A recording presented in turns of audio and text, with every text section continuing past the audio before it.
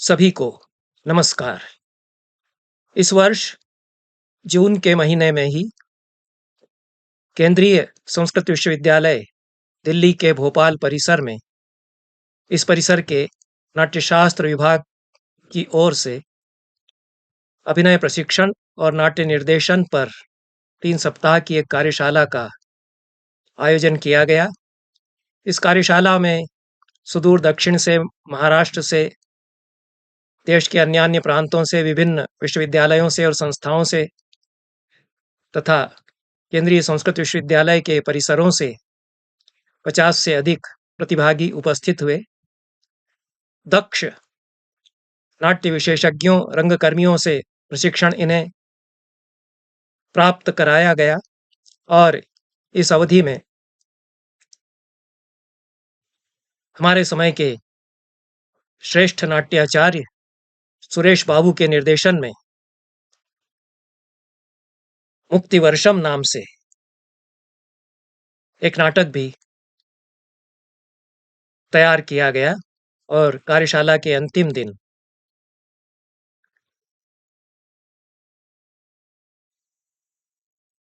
इसकी प्रस्तुति भी की गई।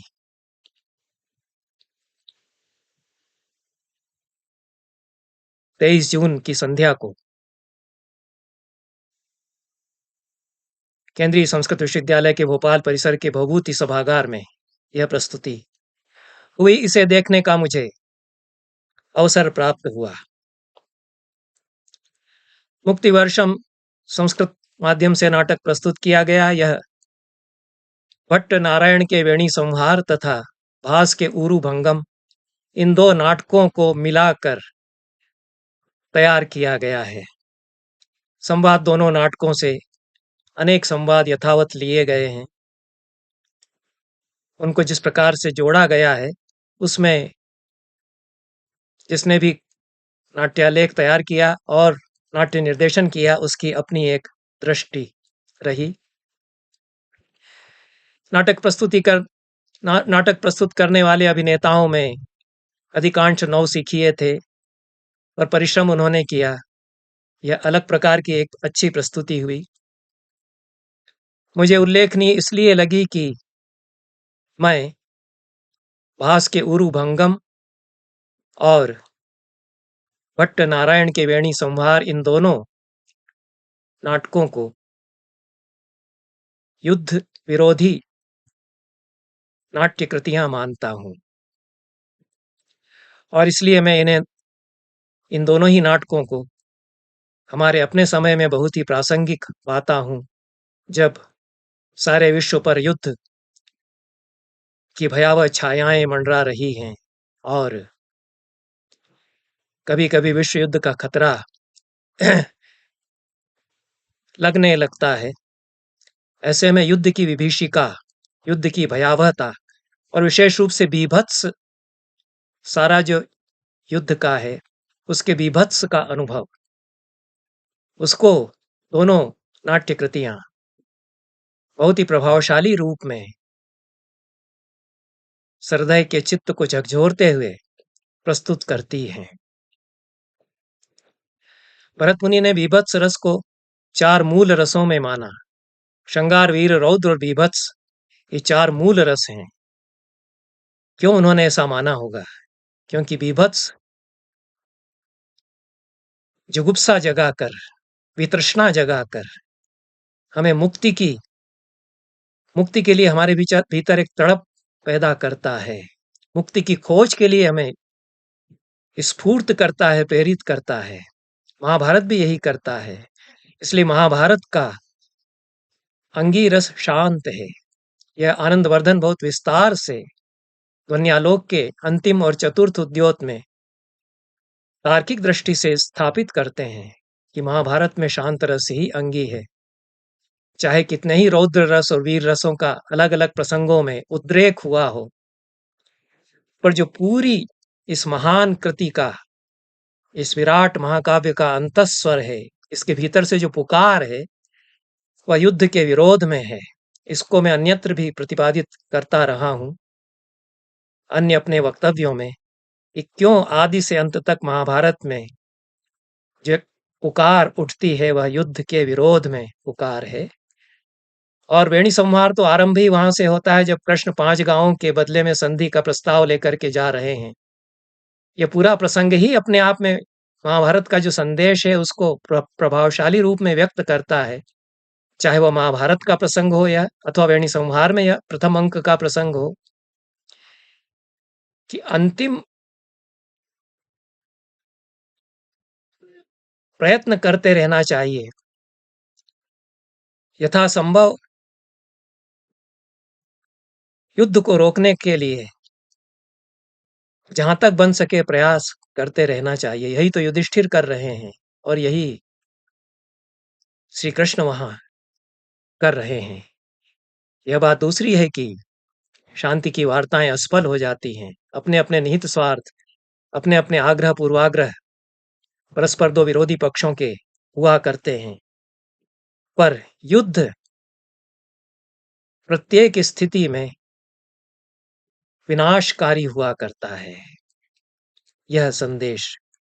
और बीभत्स रस के उद्रेक के द्वारा शांति की मुक्ति की खोज, यह इन दोनों ही नाटकों में हम देखते हैं। यद्यपि उरुभंगम में तो करुण रस प्रधान है, वह उत्सृष्टिकांक है, उत्सृष्टिकांक में तो भरत मुनि के विधान के अनुसार करुण रस ही प्रधान हुआ करता है, अंगी हुआ करता है। पर पूरी जो करुणा का उद्रेक हुआ है वह भी युद्ध की जो भयावहता है उसके निदर्शन के साथ हुआ है, और यही वेणी संहार में भी होता है। ऐसा बीभत्स जुगुप्सित वर्णन किया है चतुर्थ अंक में भट्टनारायण ने कि बहुत वितृष्णा जागृत होती है उसको पढ़ते हुए भी और उसको देखते हुए भी। उसको तो रंगमंच पर दिखाना भी सहज कार्य नहीं है, पर इस प्रस्तुति में दिखाया गया जो राक्षस राक्षसी के संवाद हैं, किस प्रकार से वे रक्त एकत्र कर रहे हैं पीने के लिए, और किस प्रकार से रुधिर मांस मज्जा के प्रवाह बह रहे हैं, कैसे श्रगाल युद्ध भूमि में दौड़ रहे हैं। सुहावना तो नहीं होता है युद्ध, बहुत घृणित जुगुप्सित दृश्य ही युद्ध में अंततः हुआ करते हैं। चाहे उसको महिमा मंडित करें कि न्याय के लिए लड़ाई हो रही है, किसी भी रूप में उसका चित्रण करें, पर यथार्थ युद्ध का यही है कि घृणित जुगुप्सित दृश्य में परिणति उसकी हुआ करती है। इसलिए वह बार बार हमें विचलित करता है, बीभत्स हमें विचलित करता है, हमारे भीतर गहरी वितृष्णा क्षोभ का उद्रेक करता है। इसीलिए भरत मुनि ने दो प्रकार का क्षोभज और उद्वेगी, दो प्रकार का बीभत्स रस माना। और जो क्षोभज या शुद्ध बीभत्स रस है वह मुक्ति की ओर ले जाता है। अभिनव गुप्त तार्किक दृष्टि से प्रतिपादित करते हैं कि क्यों शांतरस में परिणति फिर बीभत्स की होती है। इसलिए ये दोनों ही नाटक बीभत्स और भयावहता जो युद्ध की है उसका बहुत वितृष्णा, जुगुप्सा, एंग्विश, डिसगस्ट जगाने वाला चित्रण करते हुए शांति की खोज के लिए प्रेरित करते हैं। और यह विरसावसान आनंदवर्धन की शब्दावली में है। सारे रस चुक जाते हैं और शांत रस फिर अंततः उन्मिषित होता है। यह आनंदवर्धन की शब्दावली है कि महाभारत में भी प्रश्नी अंधकों का कौरवों के साथ जो भयावह युद्ध हुआ उसमें सारे रस अंततः समाप्त हो जाते हैं, चुक जाते हैं, विरसावसान हो जाता है, सब कुछ वैरस्य हो गया। वह वैरस्य वैराग्य और निर्वेद को जागृत करता है। और वो उद्धृत करते हैं व्यास का वचन, यथा यथा विपर्येति लोकतंत्र मसारवत तथा तथा विरागोत्र जायते नैव संशय। जैसे जैसे ये उलटफेर होती है युद्ध के द्वारा, लोकतंत्र लोक का प्रपंच विपर्यस्त होता चला जाता है, वैसे वैसे वैराग्य जागृत होता है। ये सारे जो घृणित दृश्य युद्ध के हैं ये अंततः वैराग्य को जागृत करते हैं। इस रूप में यह जो वेणी संहार के कुछ दृश्य जिसमें कि दुर्योधन भी प्रस्तुत होता है और भीमसेन और द्रौपदी तो आते ही हैं, भीमसेन की प्रतिज्ञा, उनके ओजस्वी संवाद, और फिर कर्ण और अश्वत्थामा के बीच जो विवाद है और जो कुछ सारा अपशब्दों की बौछार एक दूसरे पर जो करते हैं, उसको छोड़ दिया। उसको भी भट्ट नारायण तीसरे अंक में इसीलिए निवेशित करते हैं उस दृश्य को, जो जबरदस्त वाक कलह दोनों में होता है, वाको वाक्य भी होता है कि कितना गिरा सकता है। ऐसे उदात्त चरित्रों को भी युद्ध जो है वह निचले स्तर पर लेकर के आता है। दोनों एक दूसरे को गालियां देते हैं और यह सब वितृष्णा को जगाता है। मनुष्य का जो व्यवहार युद्ध में इस प्रकार का हो जाता है, इसकी चरम परिणति तो भट्टनारायण ने जैसी दिखाई है, वह इस नाटक में नहीं दिखाई गई। भीमसेन एक तो चुनौती देते हुए दुर्योधन को खोज रहे हैं और दुर्योधन घायल है, युद्ध भूमि के बाहर कहीं विश्राम कर रहा है। यह अंतिम जो दृश्य है वो दृश्य नहीं है, उसके पहले का दृश्य है जब कर्ण का वध एक तरफ अर्जुन कर रहे हैं और भीमसेन दुर्योधन को खोजता हुआ युद्ध भूमि के बाहर निकल आया है। घायल दुर्योधन विश्राम कर रहा है। इस समय जो संवाद है, यह वेणी संहार के नाटककार की अपनी परिकल्पना है कि कितने निचले स्तर पर बड़े बड़े महावीर उदात्त चरित्र वाले लोग उतर आते हैं। अर्जुन मना कर रहे हैं कि दुर्योधन के माता पिता वहां उपस्थित हैं, उनके सामने आपका दुर्योधन के पास पहुंचना उचित नहीं है। लेकिन भीमसेन तो कहते हैं कि माता पिता है तो उनको हम प्रणाम करेंगे, फिर दुर्योधन से बात करेंगे। और फिर जिस तरह की बात होती है दोनों में वह, और अंत में भीमसेन जो आते हैं वेणी संहार नाटक में, वो खून से लथपथ इतने आवेश में हैं। युधिष्ठिर और द्रौपदी उनको दुर्योधन समझ लेते हैं, क्योंकि उनको दिग्भ्रमित कर दिया गया है कि भीमसेन को तो मार डाला दुर्योधन ने और अर्जुन से भी युद्ध करके उसको भी समाप्त कर दिया है दुर्योधन ने। तो वे समझते हैं कि यह दुर्योधन है। भीमसेन और दुर्योधन में अंतर ही नहीं रह जाता, दोनों घायल, दोनों खून से लथपथ एक जैसे हो जाते हैं। यह बहुत सांकेतिक और प्रतीकात्मक रूप से वेणी संहार में छठे अंक में भट्टनारायण दिखाते हैं कि युधिष्ठिर उसको दुर्योधन समझ करके और अपने शस्त्र उठाकर उससे भिड़ने के लिए तैयार हो जाते हैं और विलाप करती हैं। डरती हुई द्रौपदी और उनकी दासियां वो चिता सजा रही हैं। ये सारा जो विद्रूप है, कुरूपता है युद्ध की है कि हमारे अपने लोग शत्रु जैसे प्रतीत होने लगते हैं हमको, उस आवेश में भर करके इसको भट्टनारायण यहाँ पर प्रस्तुत करते हैं।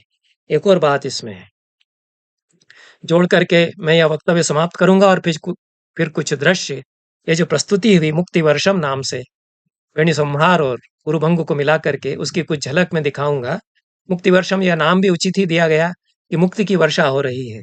और दुर्योधन के चरित्र को जिस प्रकार से भास दिखाते हैं, हम ये समझते हैं कि ये भास की अपनी उपज है, भास की उपज नहीं है। दुर्योधन मूलतः खलनायक नहीं है, क्योंकि खलनायक हमारी पूरी परंपरा में है ही नहीं। ये तो पश्चिमी सोच है, ये तो अंग्रेजों के राज्य में विलेन और खलनायक शब्द हमारी भाषा में आ गए। ये हमारी भाषा के शब्द ही नहीं है। हम कितने औपनिवेशिक हो गए, हमारी भाषा कितनी औपनिवेशिक हो गई। अभय दुबे बताते हैं कि हम जो रोज अपने घरों में भाषा बोलते हैं उसमें औपनिवेशिक मानसिकता से आए हुए कितने शब्द हैं और हमें पता नहीं है। खलनायक शब्द हमारा शब्द नहीं है। पूरे संस्कृत साहित्य में, नाट्यशास्त्र में, नाटकों में कहीं खलनायक कोई आया ही नहीं। दुर्योधन खलनायक नहीं है, वो विलेन नहीं है। शैतान के लिए कोई शब्द नहीं संस्कृत भाषा में, वो तो वहां के हैं। खलनायक वहां होते हैं, शैतान वहां होते हैं। कोई भी मनुष्य पूरी तरह बुरा नहीं होता, कोई भी मनुष्य पूरी तरह ईश्वर और पुण्यात्मा भी पूरी तरह नहीं होता। महाभारत में, रामायण में कोई भी चरित्र ऐसा नहीं है, वाल्मीकि रामायण हो या महाभारत हो व्यास का, जो पूरी तरह निष्कलंक हो, पूरी तरह से पुण्यात्मा हो, जिससे कहीं कोई चूक ना हुई हो। ऐसा कोई चरित्र नहीं, और ऐसा भी कोई चरित्र नहीं जो विलेन हो, जो खलनायक हो। न तो रावण, न दुर्योधन। दुर्योधन में असाधारण गुण है, ये भास ने ही केवल नहीं बताया, ये तो व्यास भी बता गए। वहां भी दुर्योधन मरता है तो देवता ऊपर से फूलों की वर्षा करते हैं।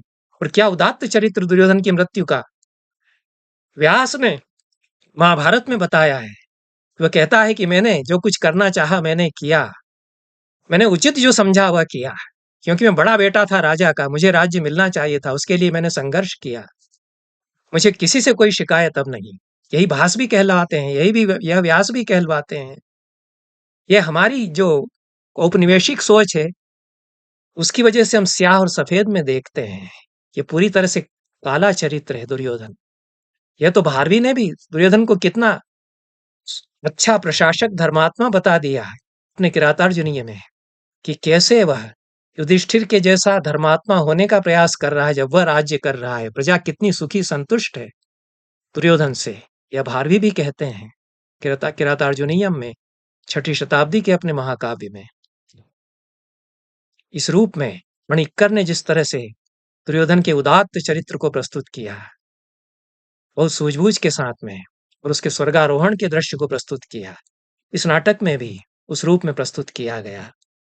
अधिक न कह करके मैं कुछ झलक, यह जो प्रस्तुति हुई कहीं कहीं कच्ची प्रस्तुति है, और संस्कृत का विश्वविद्यालय है, ध्वनि प्रकाश की व्यवस्थाएं जो नाटक के लिए वस्तुतः हाल बनवाया गया था उसमें अभी भी उतनी अच्छी नहीं है, आवश्यकता है सुधार की। लेकिन इस सब के बीच संस्कृत विश्वविद्यालयों में जो बहुत बड़ी बात हुई कि वे नाट्यशास्त्र की सूझबूझ समझ के साथ, नाट्यशास्त्र में अपनी गति के साथ संस्कृत नाटक को नए नाटक कर रहे हैं, और ये एक नया प्रवाह है, नई धारा है हमारे रंगमंच में, जो विश्व रंगमंच को बहुत बड़ा योगदान साबित होगी। आप इसकी कुछ झलकियां देखिए मुक्तिवर्षम नाटक की। धन्यवाद।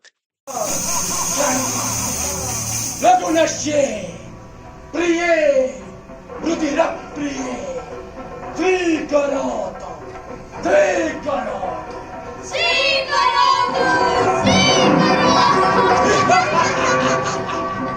रुधिरस्वपानमत्ते रणहिन्दनस्खलता।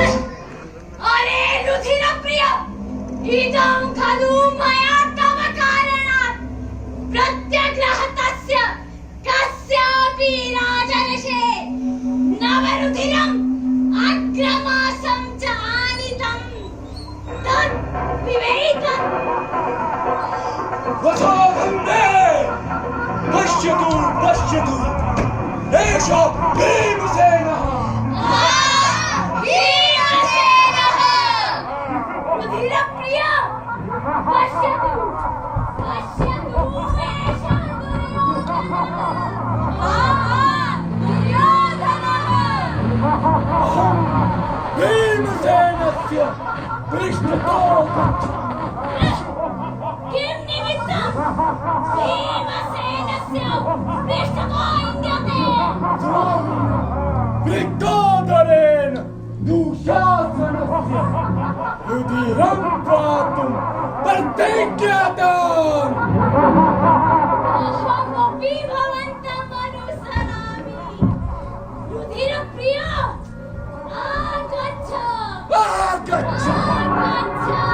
आरूढाः अश्वारूढैः सह योद्धव्या मतं विरतं सुप्तं निरायुधं च नाहन्योः। मतं विरतं सुप्तं निरायुधं च नाहन्योः।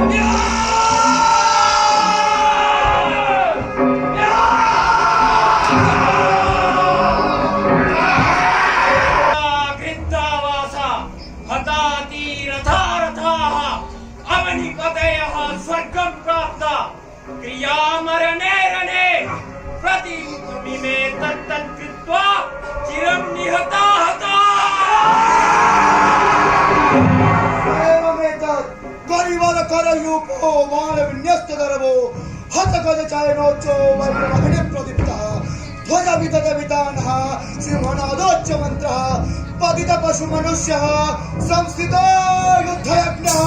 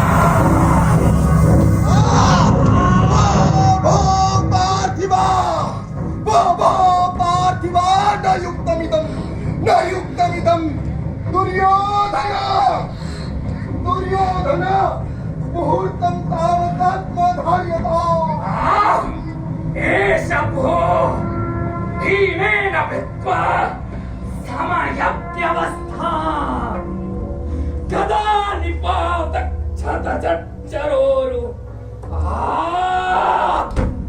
भूमौ भुजाभ्यां परिकर्ष्यमाणं स्वदेहमद्धोपरतं वहामि दुर्योधन किमिदं वत्स किमिदं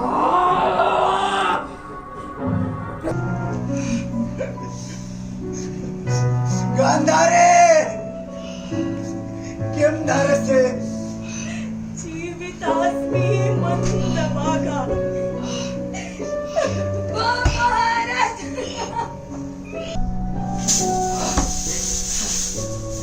गांधारी किं दृश्यते दुर्योधन नामधेय कुलमानी महाराज न दृश्यते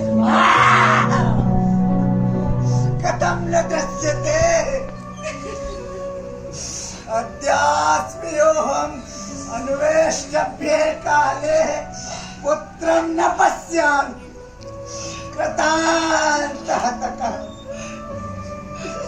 रिपुसमरविमर्दं मानवेय प्रदीप्तम् शुतशतमतधेरं वीरमुत्पाद्यमान्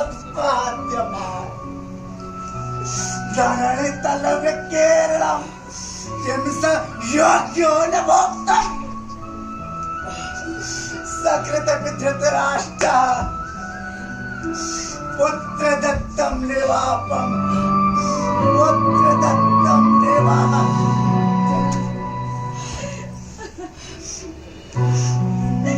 पुत्र दुर्योधन अम्ब देहि मे प्रतिवचनम् पुत्र शत विनाश दुःखितम् महाराजन् च मन्दभागम्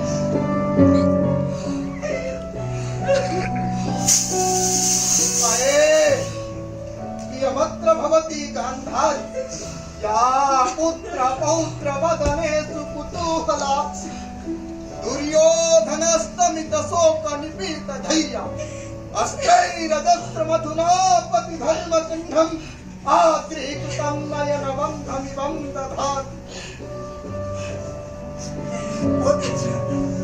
पुत्र दुर्योधन अष्टादशाक्षोहिणे महाराज कुत्रासि त्वं कुत्रासि अद्यास्मि महाराजा अद्यास्मि महाराजः पुत्र सतज्येष्ठ देहि मे प्रतिवचनम् अन्यं ददामि खलु वृत्तान्तम् अनेन वृत्तान्तेन व्रीडितोऽस्मि एह पुत्र अभिवादय त्वम् अगमगं नागच्छामि अगमगं आगच्छामि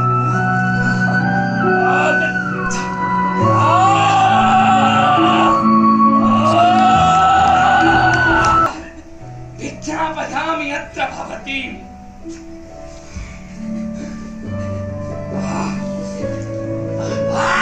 पुत्र भोस्तात किमिति वैक्लव्येन पुत्र कथम् अविक्लवो भविष्यामि पूर्वं भातृशतं नष्टं त्वमपि दृश्यामि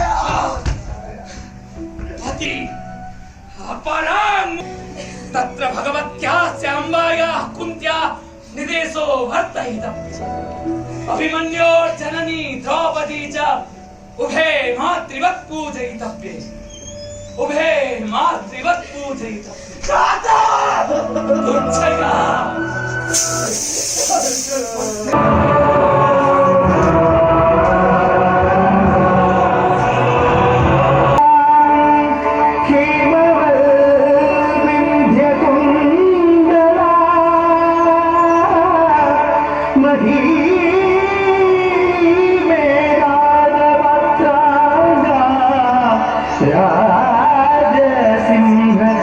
श्याम